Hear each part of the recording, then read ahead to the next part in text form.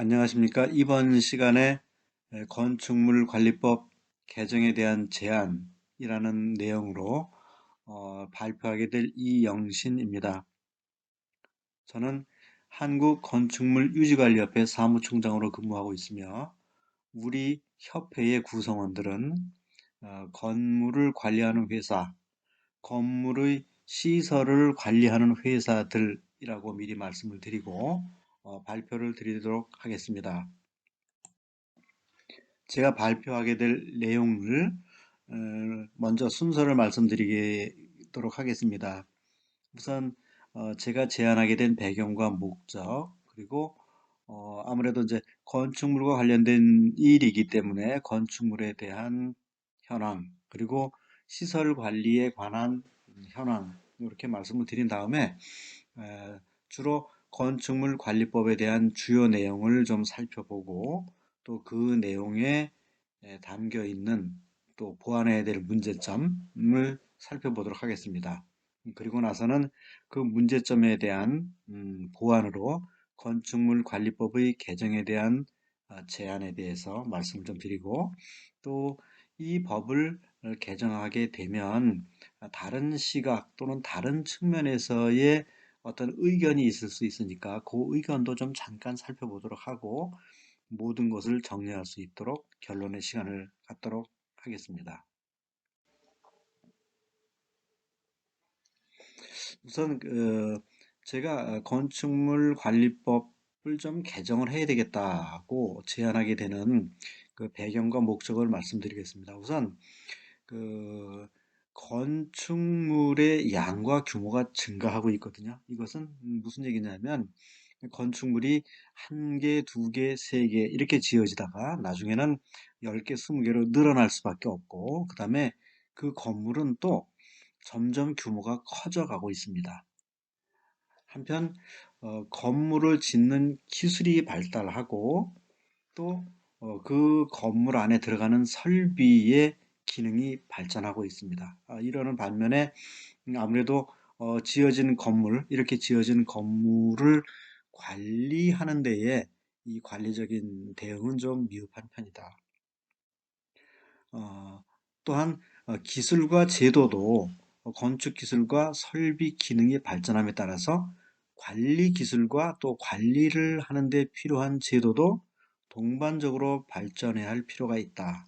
이런 배경을 갖고 있고요.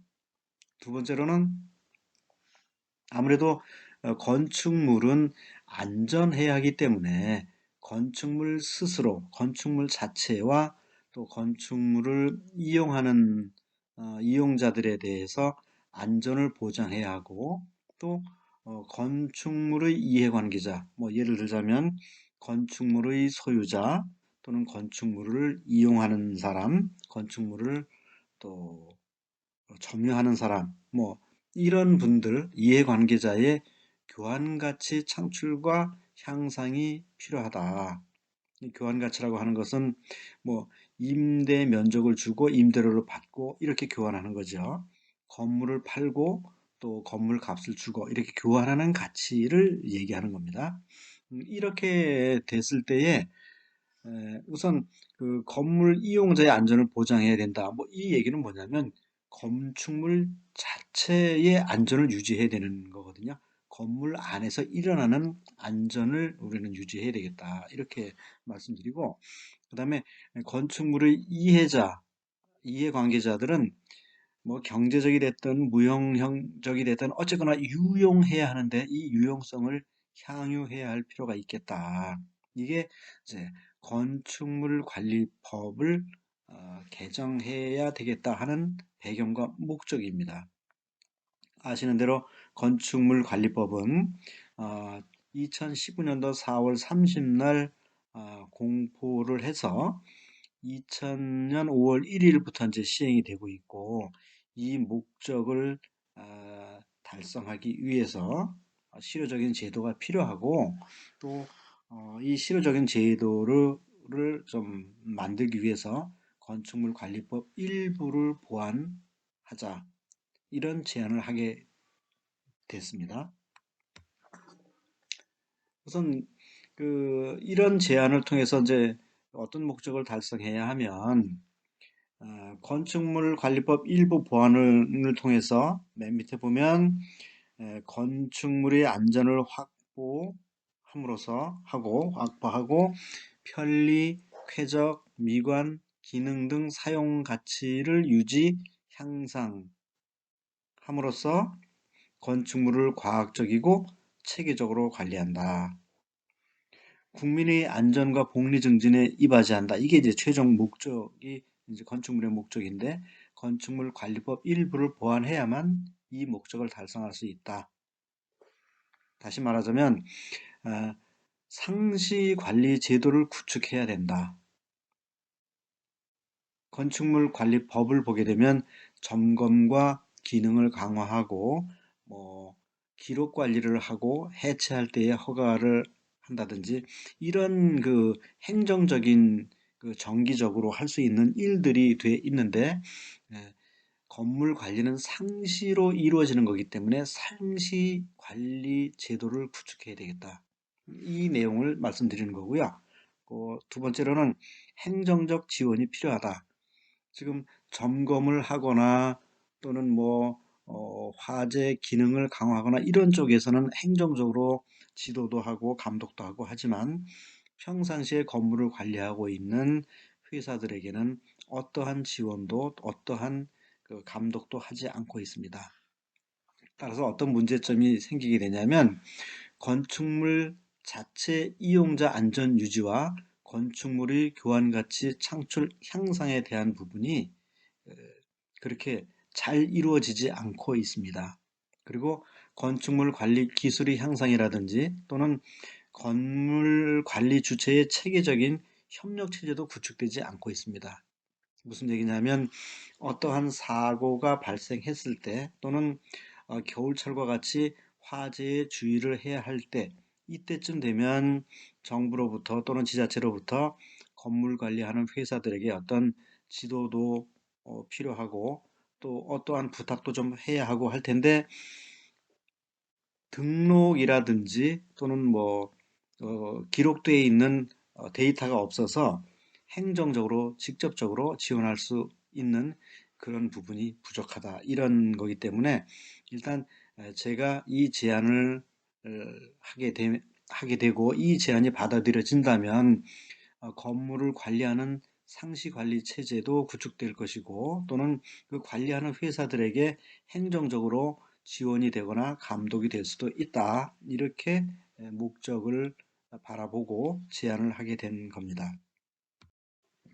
그럼 우리가 상대해야 할 건축물 현황과 시설 관리 현황을 보겠습니다. 지금 면적별 건축물 현황인데 사실 제가 이건 좀 살펴보면서도 좀 숫자가 좀 틀린 게 있어요. 전국적으로 1만 제곱미터 이상 되는 건축물이 6만 3천 동입니다. 한번 건축 면적이 이렇게 큰 건축 면적의 동수가 1만 제곱미터 이상 되는 것이 6만 3천 동이 있다. 이렇게 보고 가시고요. 이것은 그 국토교통부 건축정책과에서 2021년도 3월 9일 날 보도자료를 통해서 발표한 내용입니다. 두 번째로 건물 층수가 또 중요하지 않겠습니까? 예를 들자면 1층, 2층보다는 5층, 10층 또는 20층, 50층 이런 그 건물 층수에 따라서 어떤 사고가 발생했을 때 대피를 해야 된다든지 이런 것까지도 우리가 좀 신경을 써야 되기 때문에 건물의 층수에 대해서 우리가 알아봐야 하는데 이거 역시도 국토교통부 건축정책과 2021년도 3월 9일 보도자료인데 50층 이상이 115동으로 나타나 있어요. 수도권에 58동, 그 다음에 지방에 57동. 그래서 50층 이상이 저도 깜짝 놀랐습니다. 115동이나 된다는 거 이렇게 보고 가시고요. 노후 건축물에 대해서 또 좀 보고 가야 되겠습니다. 이것도 역시 2021년 3월 9일 보도 자료인데 전국적으로 6억 8,029만 4천 제곱미터. 전국적으로 건축물 면적이 이렇다는 거죠.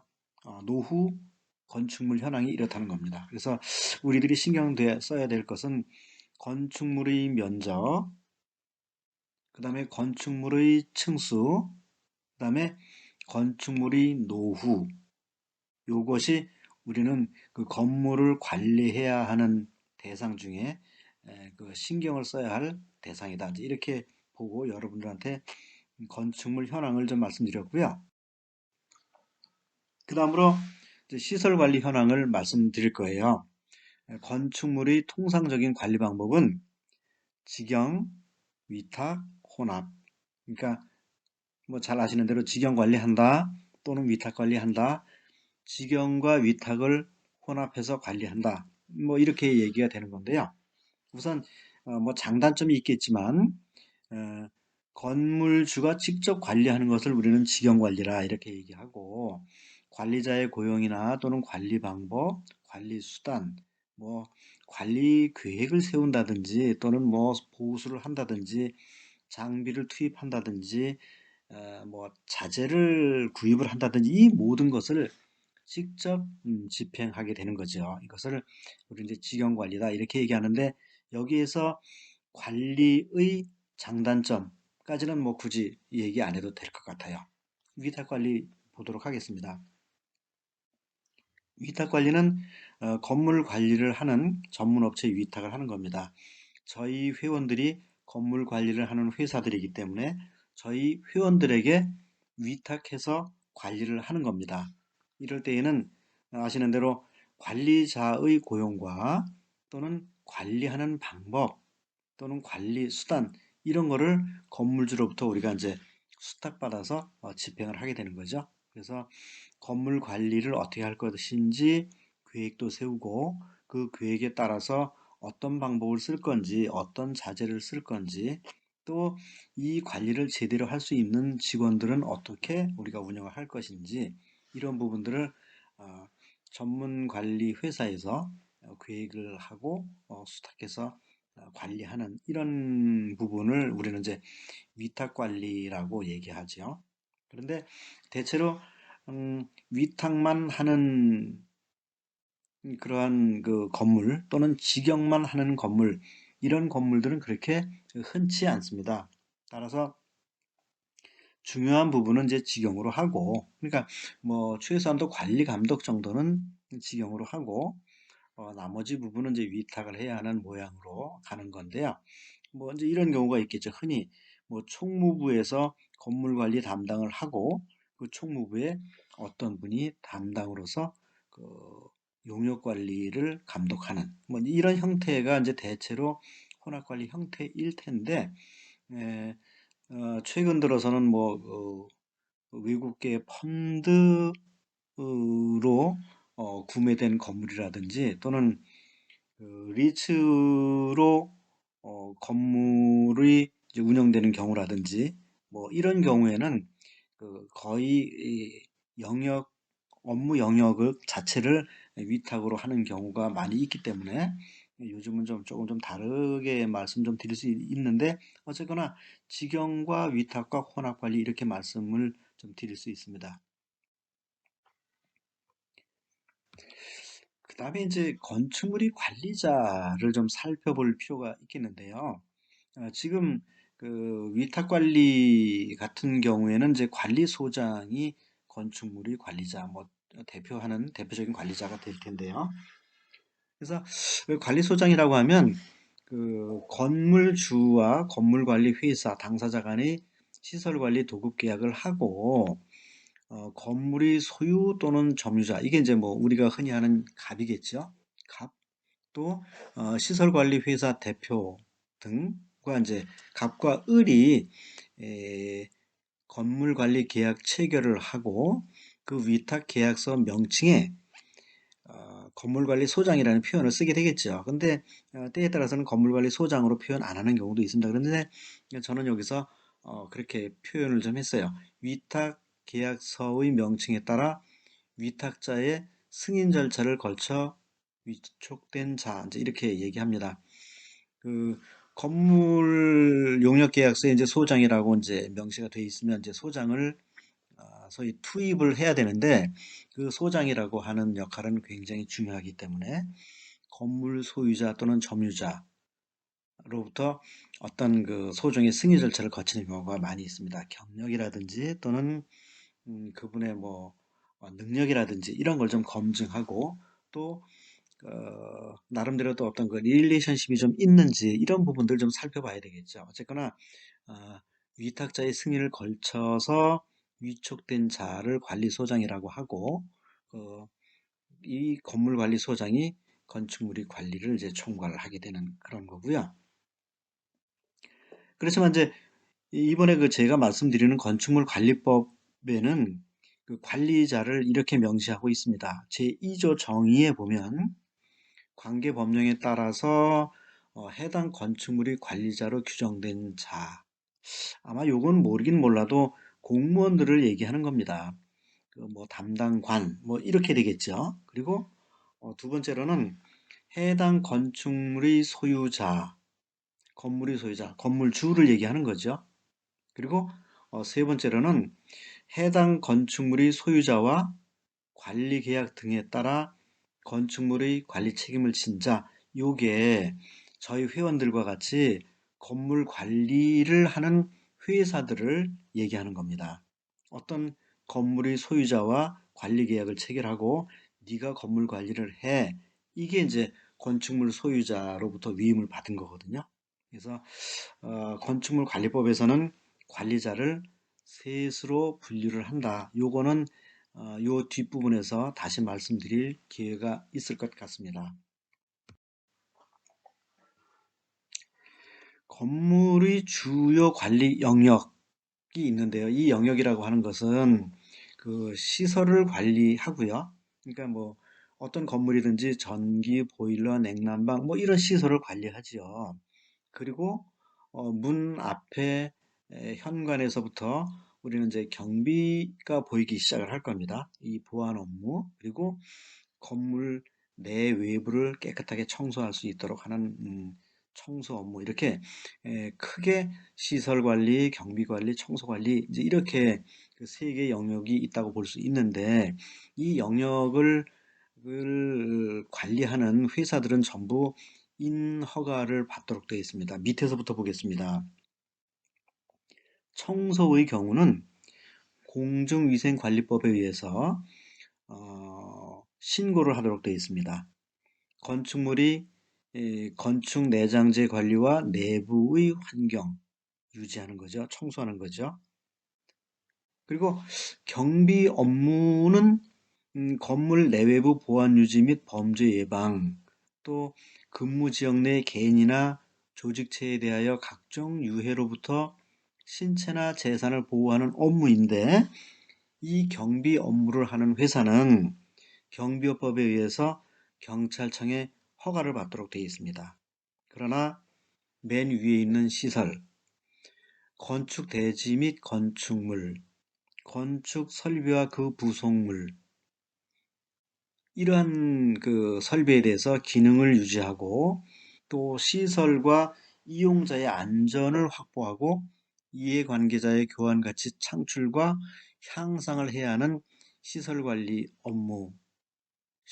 업무를 하는 회사는 음, 경비업에서 허가, 공중위생법의 신고처럼 우리 그 시설 관리 쪽에는 어떤 인허가 사항이 없습니다. 그래서 제가 이제 제안하는 내용 중에 하나가 요 내용이 될 텐데 후에서 다시 말씀드리도록 하겠습니다.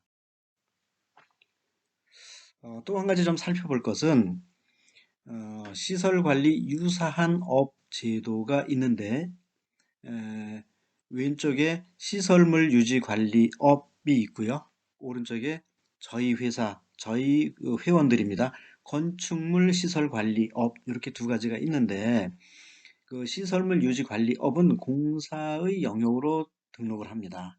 그러니까 시설물 유지 관리업 어떻게 보면 좀 건물을 관리하는 업무처럼 보일 수 있지만 이것은 이제 건설산업기본법 내지는 시설물안전관리특별법에 의해서 공사의 영역으로 등록을 하도록 되어 있습니다. 그래서 일정한 그 기술자들과 또는 뭐 자본금과 또 장비 이런 것을 이제 갖추어서 공사업의 영역으로 이제 등록하도록 되어 있고요. 그 업이 수행하는 업무의 내용은 시설물이 완공된 다음에 그 기능을 보존하고 이용자의 편의와 안전을 높이기 위하여 시설물에 대해서 점검, 정비하고 개량, 보수, 보강하는 공사, 이런 공사를 점검과 공사를 하는 그런 업무의 영역이죠. 그 다음에 이제 건축물 시설 관리업 같은 경우는 서비스업으로 등록하면서 그뭐 사업자 등록만 있을 뿐이지 어떤 그 등록을 해야 한다는 법, 뭐 이런 것은 없는 거죠. 다만 건물을 관리하는 그 개별 법에 의해서 뭐 전기 또 건축은 뭐 건축대로 뭐 주차장을 잘 지켜야 된다든지 뭐 이런 거 있을 수 있고요. 전기 기사 자격증 선임하고 뭐 관리해야 된다든지 소방 설비 뭐 이런 그 개별 법에 의해서는 그 관리하도록 되어 있는데 이것을 뭐 서비스업과 관련해서 뭐 등록해야 된다든지 하는 이런 경우는 또 규정이 없습니다. 아, 이렇게 볼 때에 우리 그 건축물 시설 관리업은 어떤 그 장애 요인이 장애 진입 장벽이 없다 이렇게 보는 측면이 있죠. 그럼에 따라서 이제 아무래도 좀 영세하고 누구나 다 할 수 있는 건물 관리 업무로 보니까 그렇지만 건물 관리라는 것은 상당히 중요한데 안전과 전문성이 결여되고 그다음에 어떤 그 책임 의식이나 또는 소명 의식 이런 게 좀 없을 것이고 이러한 형편 속에서 기술의 발전은 또 있을 수가 없겠죠. 이런 부분을 좀 지적하고 싶고 그다음에 시설 관리와 연관된 영역의 교육 사례를 한번 보도록 하겠습니다. 왼쪽에 보시면 앞에서 말씀드렸습니다만은 건물 관리 영역에는 시설 관리, 경비, 청소, 소독, 뭐 소독은 이번에 처음 말씀드립니다만은 이런 영역들이 있는데 경비업 면허를 가진 회사에서는 경비원에 대한 신규 교육을 하고 있습니다. 신규 교육을 받지 않으면 경비원으로 배치를 할 수가 없습니다. 그 다음에 경비원은 또 배치가 된 후에 직무 교육을 하도록 되어 있습니다. 청소업 역시 그 신규 창업을 할 때 또는 그 승계를 할 때 교육을 받도록 되어 있고 그다음에 공중위생 관리 책임자가 교육을 받도록 의무화되어 있습니다. 소독업 역시 소독업자와 종사자 또 종사자에 대한 보수 교육까지 받을 수 있도록 이렇게 이제 의무화되어 있는데 시설 관리 영역의 경우는 의무 교육이 없습니다. 말씀드리자면 그 기술 부분에 뭐 앞에서 말씀드린 것처럼 전기 소방 같은 경우 그 소방법이 있고 전기 안전관리법이 있으니까 그 법에 의해서 면허를 선임한 분들은 그 법에 의해서 교육을 받게 되겠죠. 그렇지만 소장이라고 하는 분은 전기 출신 소장, 기계 출신 소장 이런 제 소장들이 있을 텐데 좀 더 복합적인 업무를 위해서 교육을 받을 필요가 있다는 내용을 미리 말씀드리는 건데 뒤에서 자세히 말씀드리도록 하겠습니다. 그래서 최종적으로는 근무자의 안전이라든지 또는 뭐 기술자 자격증 선임 부분 등 일부 부분적인 교육은 진행하고 있지만 총체적인 교육은 없다. 의무 교육은 없다. 건물 관리를 위한 의무 교육은 없다. 이렇게 말씀을 드리겠습니다. 이로써 이제 우리 그 시설 관리 영역에 우려되는 부분들이 몇 가지 있습니다. 뭐 기술적인 사고의 보유자로서 건물 자산의 가치에 대한 인식이 좀 결여될 수 있다는 우려가 좀 있고요. 각종 법률과 행정 등 관리의 복합성에 대한 이해 부족으로 효용성이 좀 결여될 수 있다. 건물 관리는 복합적인 영역이기 때문에요. 그 다음에 또 뭐 기계, 전기, 소방 등 기술 영역의 이질성이 있는데 이 융화를 좀 시켜야 할 필요가 있지 않나 이런 생각을 갖습니다. 왜냐하면 전기는 전기대로 법, 기계는 기계대로 법, 소방은 소방대로 법적으로 관리하고 각자 자격증 선임하고 각자 영역에서 일을 하고 있는데 이런 부분들을 어떤 그 융화시킬 수 있도록 뭐 소장이나 또는 그 대표자는 교육을 받아야 되지 않겠나. 이건 이제 나중에 말씀드리도록 하겠습니다. 또한 교육의 기회가 없음으로 해서 체계적이거나 뭐 이런 그 이론과 함께 노하우가 축적되지 않을 것이다. 이런 이제 우려가 있습니다. 다음으로는 어, 제가 말씀드릴 내용 중에서 일단 건축물 관리법의 주요 내용을 한번 좀 살펴보고 몇 가지만 살펴보도록 하겠습니다. 그리고 이 내용에 담겨져 있는 문제점, 뭐 문제점이라기보다는 보완해야 할 점, 요거를 좀 살펴보도록 하겠습니다.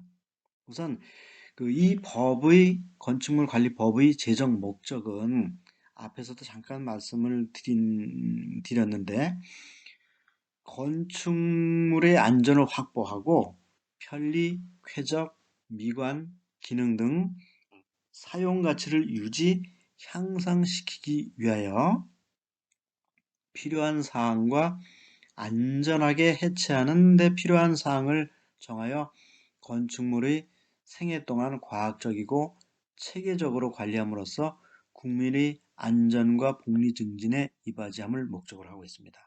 일단 국민의 안전과 복리 증진에 이바지하는 거죠. 어떻게 하냐 하면 건축물의 안전을 미리 확보하는 겁니다. 건축물의 안전을 확보하고 그 다음에 사용 가치를 유지 향상시키기 위해서 필요한 사항과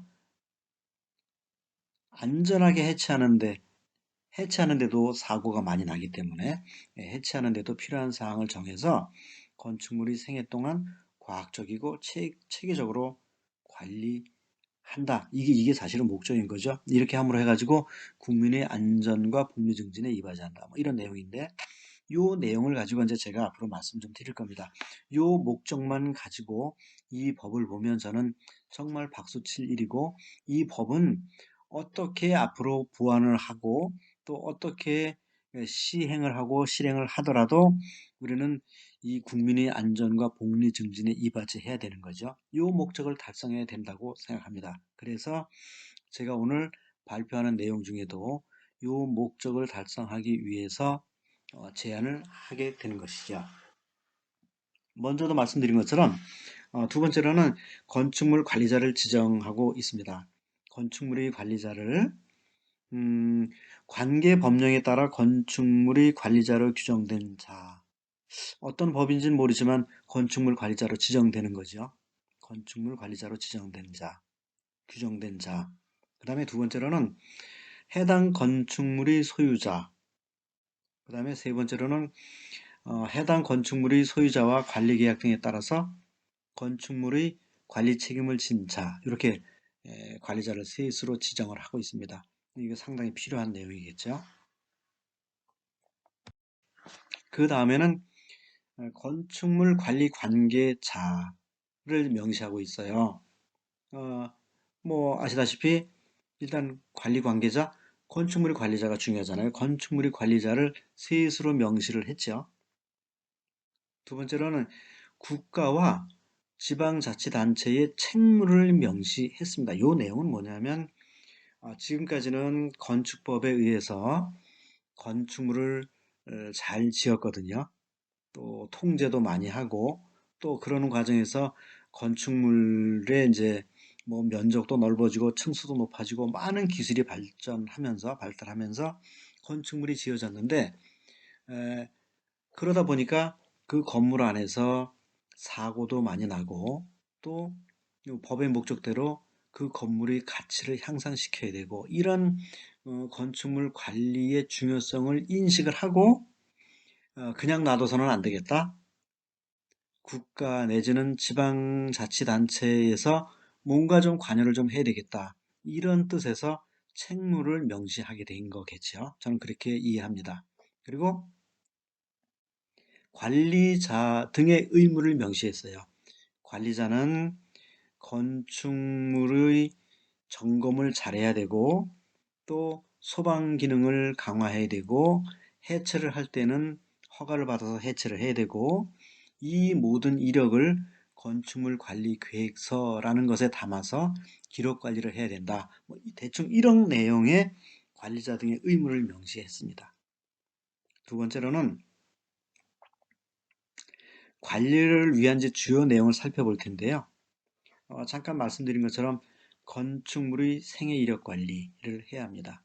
건축물을 짓고 나서 준공하고 나서부터 건축물에 대한 모든 내용을 기록을 하고 그 기록을 토대로 해서 계획을 세우고 그 계획을 토대로 해서 실행한 부분을 또 기록하고 나중에는 건물이 멸실될 때까지 그 생애 이력을 관리하도록 이런 내용이 들어 있습니다. 두 번째로는 시설물에 대한 안전 점검을 강화했어요. 건물이 뭐 노후화되든지 또는 뭐 건물이 제대로 운영이 되고 있는지 아니면 또 건물의 강도를 제대로 유지하고 있는지 또는 법대로 시설물이 제대로 어, 기능을 유지하고 있는지 이런 시설물에 대한 안전 점검을 강화하는 내용이 담겨져 있고요. 그다음에 건축물이 건축물로부터 이제 화재가 자주 발생하고 하니까 화재 안전 성능을 강화했습니다. 건축물에 대해서 화재 안전 성능을 강화했고, 그다음에 말씀드린 대로 건축물도 해체를 하다가 사고가 많이 나기 때문에 사전 허가를 받아야 된다. 이렇게 제가 보는 관점에서는 건축물 관리법이 이런 네 가지가 중점적으로 담겨져 있다고 보는 거예요.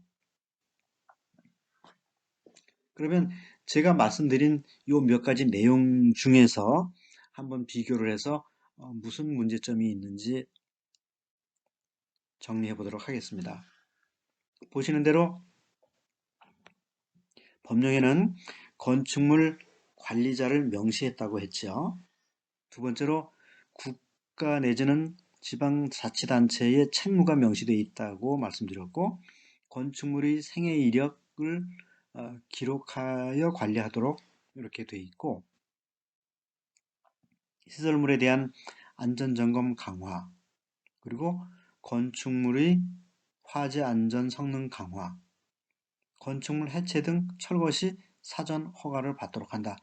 이런 내용들이 법령의 주요 내용인데 이대로만 하게 되면 아무런 문제가 없겠죠. 문제점을 보겠습니다.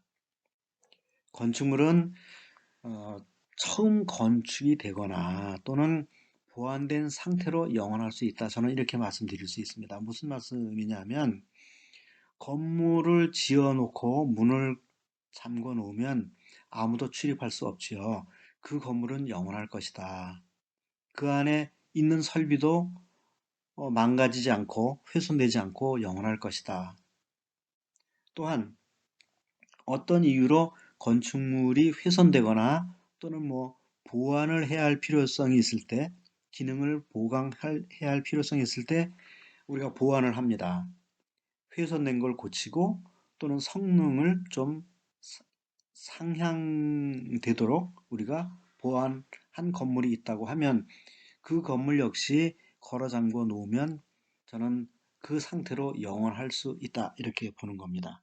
문제는 그 건물을 임대를 주게 되고 그러면 임차인은 인테리어를 하게 되고 용접을 하게 되고 또 사용하는 과정 중에서 방화문을 잠궈 놓을 수도 있고 또 복도를 점유할 수도 있고 이런 게 있을 수 있고 또 그 임차인들로 하여금 출입하는 이용자들이 있을 겁니다. 이런 분들이 담배를 피운다거나 또는 시설물을 훼손한다든지 이런 경우에 안전에 문제가 발생하는 거라고 보는 거거든요. 그러면 왼쪽에 그 법령의 주요 내용과 같이 점검 잘하고 기능 강화하고 이거를 그 6개월에 한 번씩 점검을 한다든지 1년에 한 번씩 점검을 한다든지 이런 경우에 6개월 중에 하루, 1년 중에 하루 동안의 사용자 등의 행위 또는 이용자 등의 행위에 의해서 화재가 날 수도 있고 안전사고가 발생할 수도 있는데 이런 부분들은 어떻게 할 것인가.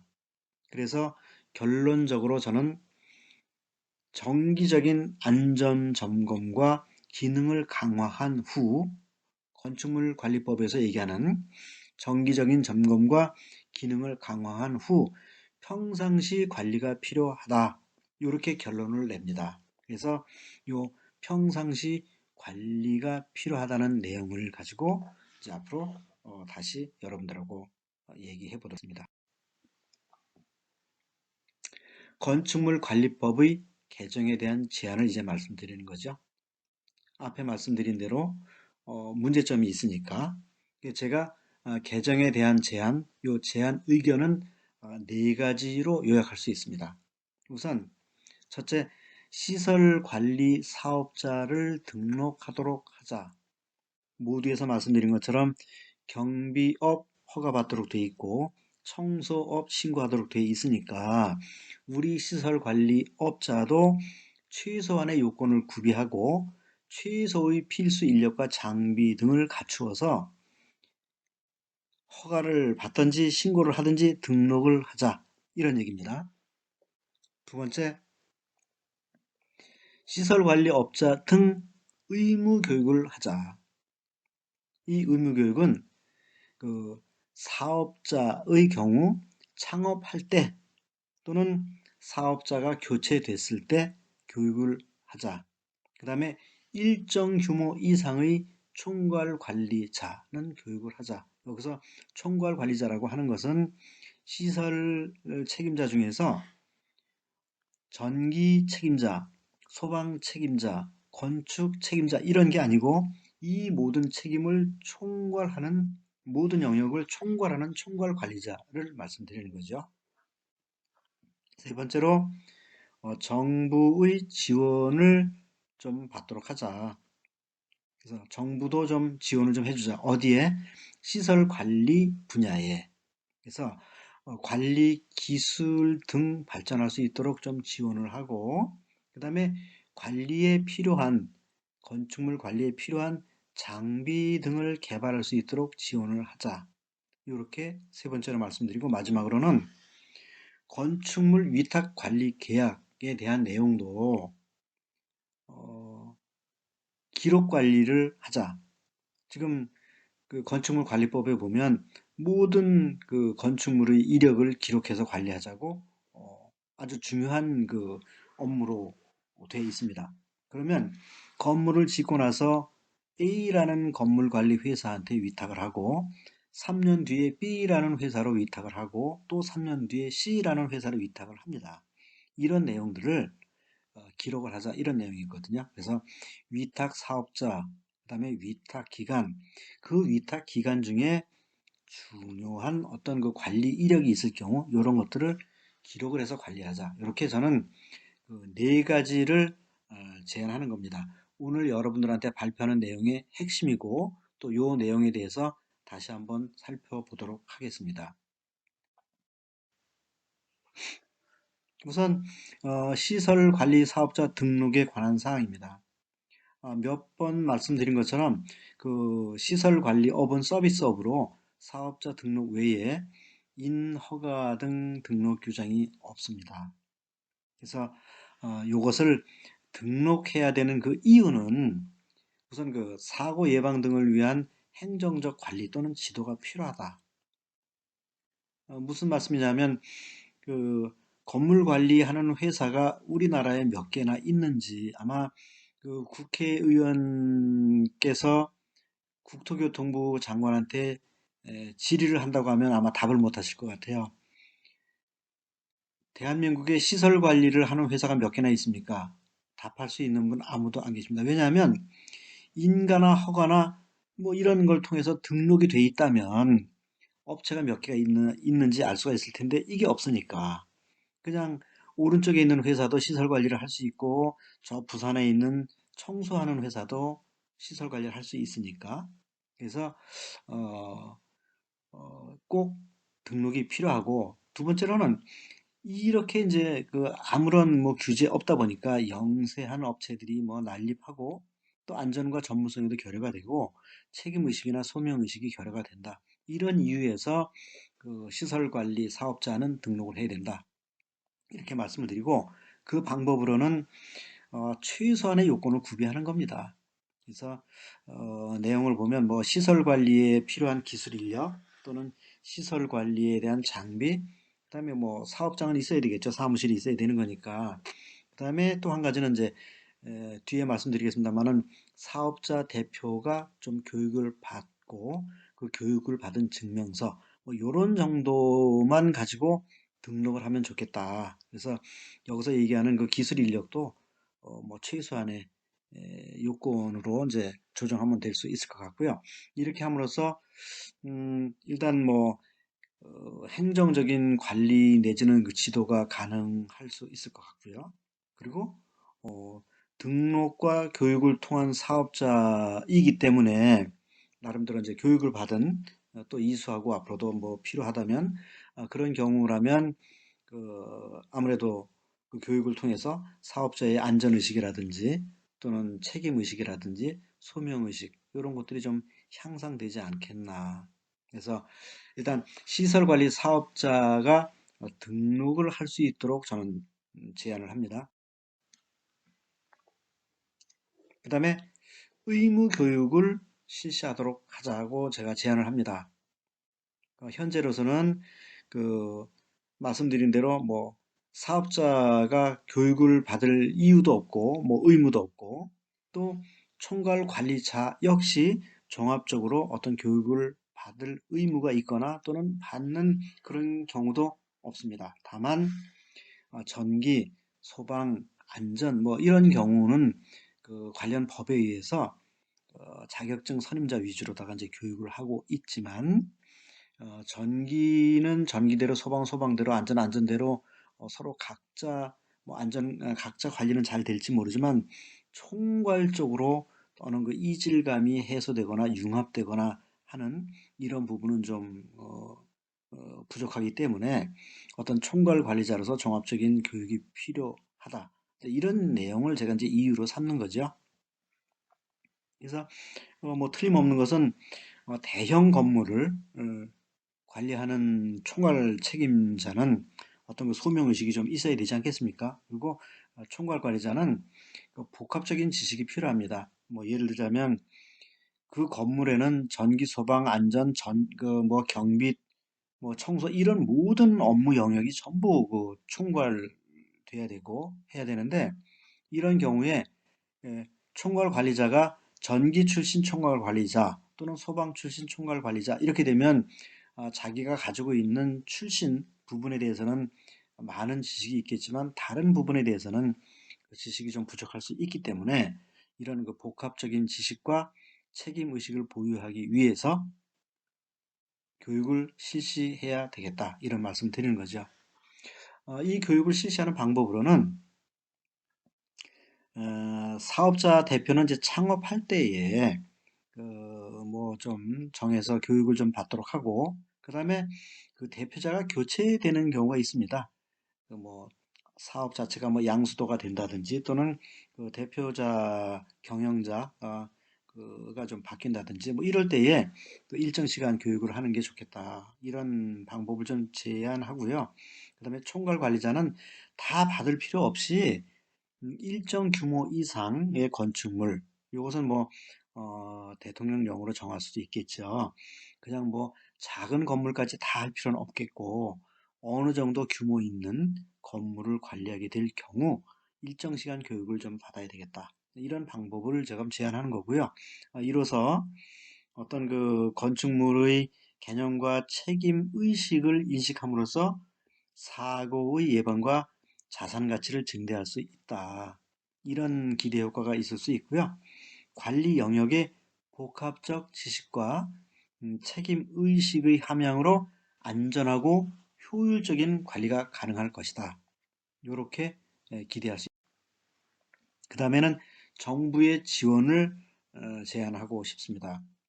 현재로서는 그 건축물 관리는 뭐 전기, 건축, 설비 뭐 몇 번 말씀드렸습니다만 아주 복합적인 영역으로 이루어져 있고 시대에 따라서 건축물이 독자적으로 아주 뭐 이쁘다는 것도 중요하지만 뭐 삼각형, 사각형 무슨 뭐 이런 아주 여러 가지 유형으로 건축되는 추세가 많습니다. 독특하게.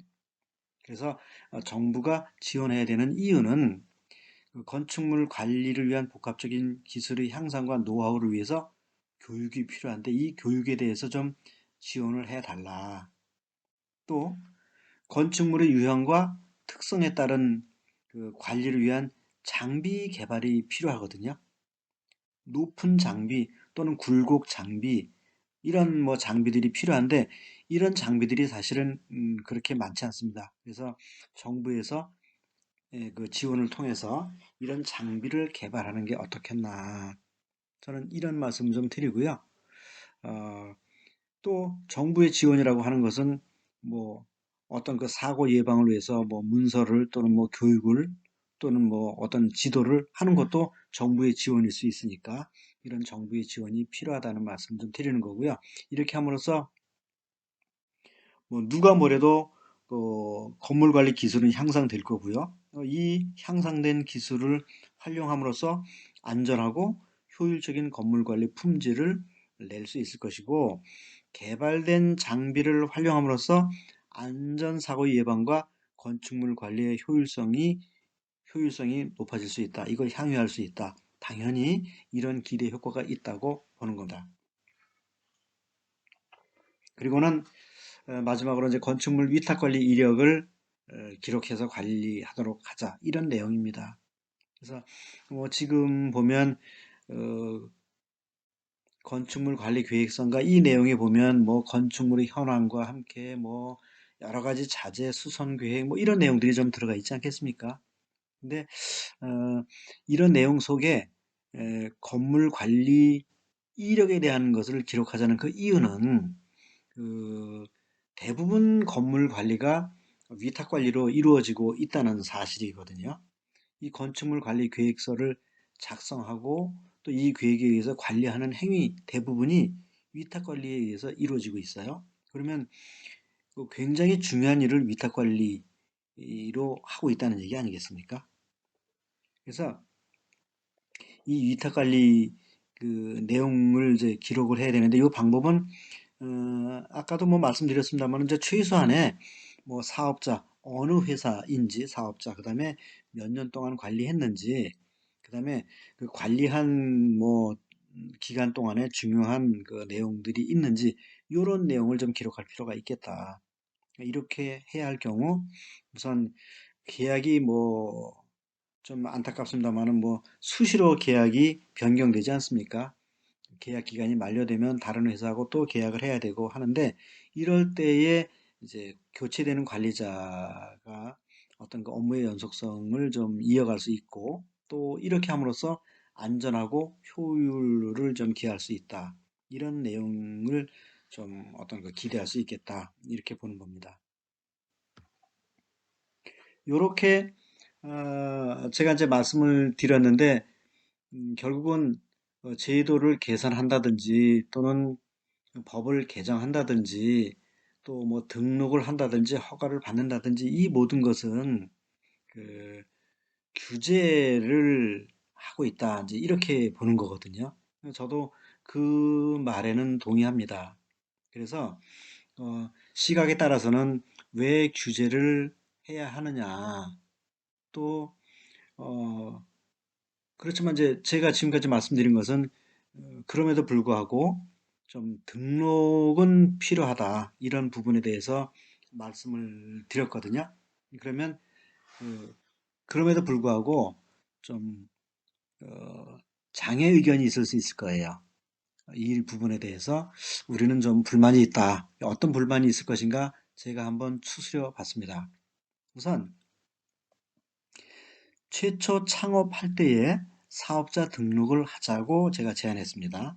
그래서 이것은 틀림없이 규제의 성격이 있고, 그 다음에 등록 요건에 대한 부담이 있을 수 있습니다. 그래서 저는 이 부분에 대해서 최소의 행정 절차임을 양해를 좀 해주기 바라고, 그러고 나서 이제 등록 요건은 우리가 건물을 관리한다고 하면, 한 동의 건물 관리를 한다고 하면 거기에 필요한 인력이나 어떤 물적 자원이 있을 것이다. 요런 정도로 우리는 그 등록 요건을 만들면 된다. 왜냐하면 등록의 목적이 사실은 규제를 하고자 하는 게 아니고, 지금까지 말씀드린 필요성이 있기 때문에 이렇게 말씀을 좀 드리고, 두 번째로는 사업자 및 총괄 책임자에게 의무 교육을 시키자고, 의무 교육을 시키도록 제가 이제 제안을 했습니다. 이것은 어떤 그 의견이 있을 수 있냐면, 교육도 비용이다. 그 다음에 총괄 책임자의 경우 교육을 하게 되면 빠지는 시간이 있을 것이다. 뭐 이런 의견도 있을 수 있죠. 그래서 요 비용에 대한 부분은 그 제3조에 보면 국가 및 지방자치단체의 책무가 있는데, 요게 이제 그 지원을 해주는 부분들이거든요. 그래서 교육 장소라든지 교육 비용이라든지 이런 것들을 좀 지원해 주면 좋겠다. 그리고 교육 시간에 대한 부분은 의무 교육으로 이해를 하고, 교육을 받으면 당신 건물의 관리 품질이 높아지는 것을 이해를 하시고 양해를 해달라. 이렇게 말씀 좀 드리고요. 그 다음에 정부 지원 부분, 교육이나 장비 개발 부분에 대해서 정부가 좀 지원해야 된다는 부분은 뭐 누가 뭐래도 이거는 뭐 바라는 바이겠죠. 그래서 제가 제안하는 것은 교육 내지는 행정적으로 좀 지원을 좀 해주고, 장비의 개발 비용을 좀 지원을 좀 해주고, 그다음에 개발된 장비 내지는 그 어떤 그 관리의 시스템 등을 널리 알릴 수 있고 좀 비교해 볼 수 있도록 전시회를 하면 좋겠다. 건물 관리 산업에 대한 전시회를 하는 게 좋겠다. 이거 정부에서 지원해 줄 필요가 있겠다. 이런 내용을 좀 말씀드리고요. 그 다음에 마지막으로 위탁 관리에 대한 이력을 관리하자고 말씀드렸는데, 요거에 대한 그 장애 의견은 없을 걸로 판단이 됩니다. 그래서 이 이력 관리에는 뭐 최소한도 위탁 업체, 그다음에 위탁 기간, 뭐 그리고 나서 뭐 필요하다면 그 위탁 기간에 그 총괄 책임자 정도 또 뭐 기록하는 것도 뭐 좋을 것 같습니다. 그러고 나서는 그 기간 동안에 어떤 그 중요한 사고가 있었다든가 뭐 이런 내용들은 좀 기록해서 관리할 필요가 있겠다. 이렇게 말씀을 드립니다. 지금까지 그 꽤 긴 시간 여러분께서 경청을 좀 해주셨는데요. 결론을 짓도록 하겠습니다. 일반적으로 건물 관리의 영역은 시설, 경비, 청소 등으로 구분되어 있는데, 이는 그 이용자의 안전 확보와 최대의 유익을 향유하기 위해서 대부분 관리 회사에 위탁하고 있는 실정이거든요. 근데 관리 회사 중에서 경비업과 청소업은 각 법에서 사업의 허가 또는 신고와 함께 대표자와 관리자를 대상으로 교육을 시행하도록 하고 있습니다. 그런데 시설 관리업은 이러한 제도가 없다는 거고요. 그래서 어, 시설 관리 업체는 사실 위탁자의 건물에 대한 자산 또는 뭐 교환 가치의 유지와 향상, 임차인 등 이용자에게 유익과 편익의 제공, 건축 시설과 이용자와 방문 등 안전을 확보해야 되는 막중한 책임이 있는 것입니다. 어떻게 보면 뭐 경비나 청소 부분도 중요하지만 시설 관리는 더욱 더 중요하겠죠. 그래서 결론적으로는 그 시설관리업을 설립하는 과정에서 최소한의 요건을 갖춰서 등록하도록 하고, 대표자와 함께 일정 규모 이상의 건물을 총괄 관리하는 책임자에 대하여 교육을 시행하도록 합니다. 세 번째로 관리 기술과 관리 장비의 발전을 위한 정부의 지원과 함께 위탁관리 계약의 이력을 관리할 수 있도록 건축물 관리법의 보완이 필요하다고 제안하는 겁니다. 이 내용에 대해서 여러분들한테 말씀 좀 드렸는데요. 긴 시간 동안 좀 들어주시느라고 수고 많으셨는데요. 이 내용에 대해서 어, 또 필요하다면 앞으로 이 건축물 관리법을 보완하는데 좀 관심을 좀 가져주시고 또 홍보도 해주시고 또 진행이 될 수 있도록 도움을 주셨으면 감사하겠습니다. 여러분 감사합니다.